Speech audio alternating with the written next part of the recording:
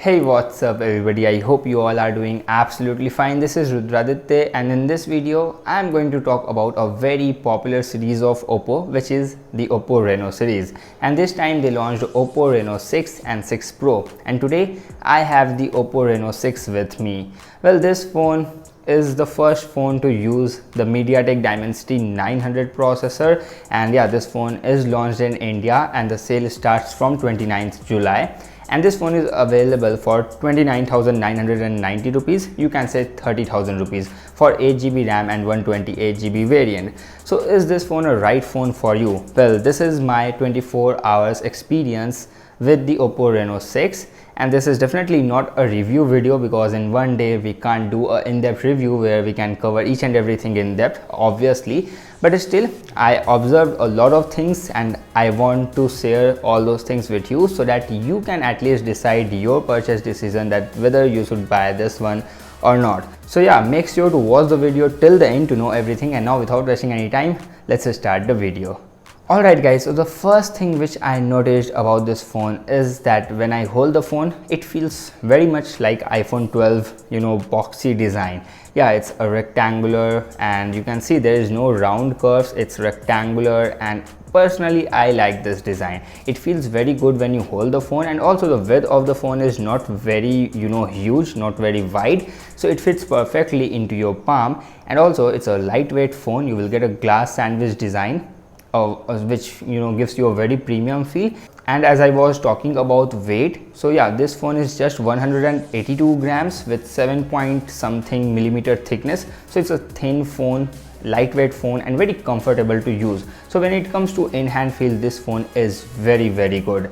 Yeah, talking about the design, as I said, I am the fan. Now I am become the fan of this rectangular boxy design. I would definitely love to see more companies making this type of phones in the upcoming future. But yeah, talking about the color, then I have the Aurora variant with me, and this is a very funky one, but I guess this is a very subjective thing. Yeah, design is also a subjective thing. Now many people prefer curved edges and round shaped phones, but many people like me prefer this design. Talking about the colors, then again it's very subjective, isn't it? Now many people will like this color, like this funky super looking reflecting colors, but many people will prefer a minimal look. Well, to be honest, I'm not a big fan of this color, but at the same time I have no problem with this color. So overall I really like this phone in terms of design, build quality, and in-hand feel. Especially the in-hand feel is top notch here. It definitely gives you a premium feel. Now the second thing which I noticed in this phone straight away is the user interface. Now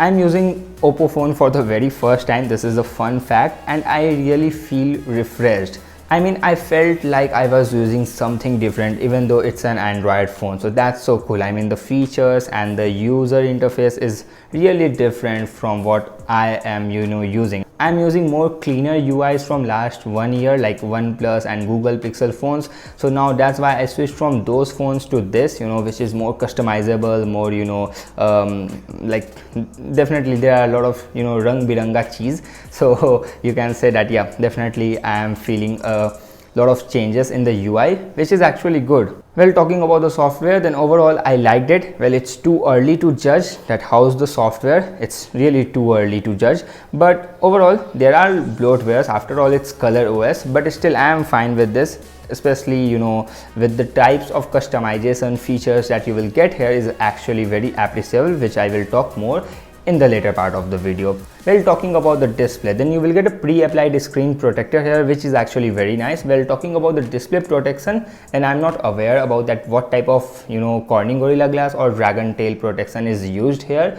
But yeah, overall the display quality is good. You will get an AMOLED display, 6.43 inches AMOLED display with HDR10 plus support. Talking about the high refresh rate, then you will not get 120 Hz. Instead of that, you will get 90 Hz refresh rate. And yeah, 90 Hz with that Dimensity 900 processor and with the Color OS is very well optimized. I haven't seen any stutters and lags, so that's a good thing. Well, talking about the under display fingerprint scanner, then it's slightly on the lower side. I mean, naturally we end up putting our thumb here at this point, but it's slightly on the lower part, right? But if we talk about the response and accuracy of the under display fingerprint scanner, then it's very good. It's very good, and I am really impressed with the under display fingerprint scanner of this phone. Well, now let's talk about the Dimensity 900 processor. So definitely it's better than the Qualcomm Snapdragon 765G and 768G. Well, yeah, at the same price you will get Qualcomm Snapdragon 870 in other phones like iQOO 7 and Mi 11X. And Qualcomm Snapdragon 870 is definitely a much better processor than the Dimensity 900. But if you are someone who doesn't care about gaming in their phone, and if you are someone who just like do normal stuffs, then I guess Dimensity 900 is going to get your job very easily. So I mean, yeah, it's a very good and capable processor. I played PUBG at HD high settings. That was the max settings which I got here, and I played continuously for 30 to 40 minutes and I get 40 FPS consistently. So overall it's good, it's not bad. But if you're looking for a very heavy gaming with maximum graphic settings, then I guess this phone is not for you. But talking about the general day-to-day task, yeah, it's very fine. It's just one day, but still I haven't seen any lags and stutters, and 90 Hz smoothness is good. If they could have give us 120 Hz at this price point, then it could have even better. I mean, you will definitely, there is a difference between 90 and 120 Hz, but still I am fine with the 90 Hz high refresh rate. So overall guys, the design, in-hand feel, performance, display, everything is so good. And yeah, user interface, the software is also fine. They are improving, that's a good thing. So overall, so far everything is good. Now what about the cameras? Well, to be honest, I really haven't tested the camera thoroughly, so it's very hard to judge. But as we all know that Oppo focus a lot in camera department, and here are some photo samples which you can see. Well, one more thing before showing you the photo samples, there are tons of camera features. So if you're a guy who are a camera enthusiast and loves to have a lot of features in the camera interface, and this phone, I mean, you're definitely going to like this phone. Alright, now let's quickly see the camera specifications. So on the rear you will get triple camera setup with 64 megapixel f1.726mm wide primary lens. Then you will get an 8 megapixel f2.2 ultra wide angle lens with 119-degree field of view. Then talking about the third lens, then it's a 2 megapixel f2.4 macro lens, aka useless lens. Now here are some photo samples and a small comparison with the Google Pixel 4a. Well, sorry for the less samples, I have very limited time, so that's why I couldn't give you a lot of photo samples. But if you talk about the human subject, then definitely I like the skin tone which Pixel 4a took, whereas Reno 6 was it did whitening to my skins even though the beauty mode was off. Well, talking about the portrait shots, then definitely the edge detection in Reno 6 is excellent, but still I would go with the color signs and the skin tones of Pixel 4a overall, because in Reno 6 you will see some boosted and contrasty pictures. So overall I will go with the Pixel 4a images for more natural look and better skin tones. Well, talking about the speaker quality, then it's a mono speaker, it's not stereo speakers. But talking about the output, then it's average. It's not very good, not very loud, but it's also not bad either. So overall I'm like, yeah, it's fine for me. Well, if you talk about the haptic engine, then yeah, the haptic feedback is actually very good. Talking about the networks, then I haven't inserted my main SIM card here, but talking about the Wi-Fi connectivity and Bluetooth connectivity, then it's completely fine. Well, talking about other connectivities, then you will get Wi-Fi 6, dual band Wi-Fi, Bluetooth 5.2, NFC is also here. Well, talking about radio, then it's not available, and talking about the USB Type-C, then it's 3.1. Well, talking about some extras, then you will get two variants in this phone. The base variant comes with 8GB RAM and 128GB internal storage, and the top variant comes with 12GB RAM and 256GB storage, and the storage type is here UFS 2.1. Well, talking about the slots, then you will get dual nano SIM slots, but there is no micro SD card slot. So when it comes to storage, you have to choose wisely. Talking about the battery, then you will get 4300 mAh battery with 65 watt SuperVOOC 2.0 charger.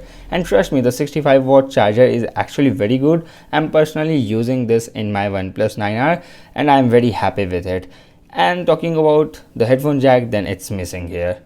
Now guys, it's conclusion time, that whether you should buy this phone or not. Well, see, the best answer to this right now is that you should wait.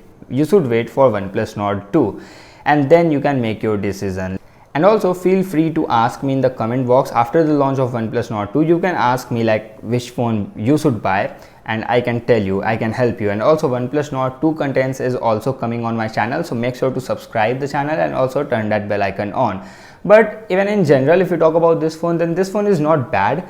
I mean, this phone is not, definitely we can't say that this phone is overpriced. Like the type of design, the in-hand feel, and also the display performance is also very decent. I mean, there is not a bad thing in this phone. Overall, this is a very good phone, but at 30,000 price point, the competition is wide. So you have to pick very carefully like what your needs are and what type of brand, what type of user interface you guys prefer, which cameras, color science you guys prefer more, and then you have to make your decision, because yeah, the competition is very tough, as I said. But overall, this is a very good, you know, option to consider. Definitely Oppo doesn't completely nailed it here, because I guess, yeah, if they launched this phone 3-4 months back, then I could say that it would make a lot of sense.